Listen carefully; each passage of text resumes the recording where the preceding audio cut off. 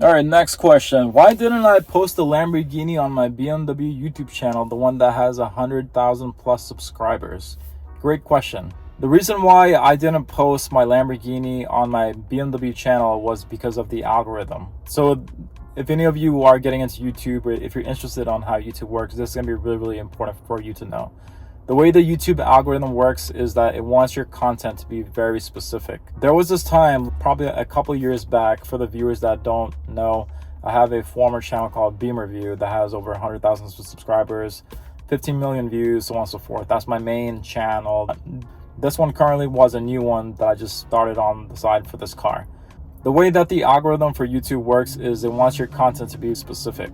So if I were to post a Lamborghini on a BMW tips and tricks channel, that video would flop because the viewers subscribed to that channel are BMW owners.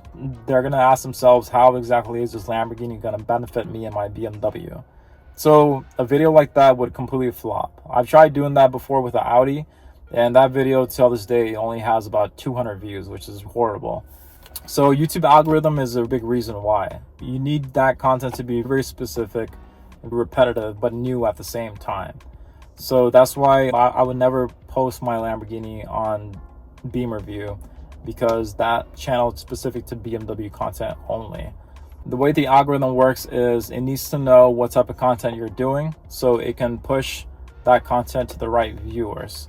If the algorithm sees that a Lamborghini video is not being watched by a bunch of BMW viewers, that video is going to go straight down and only get like 100 to 200 views.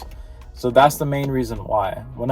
If you are somebody who eventually starts their own Instagram page, TikTok page, YouTube page, this is a huge thing to know. Your content has to be niche. It has to be narrowed down. It has to be kind of specific to one type of repetitive content.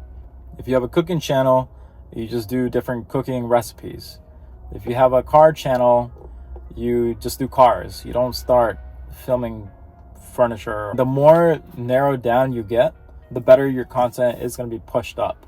There's always going to be some niche viewers who are looking for a specific piece of content.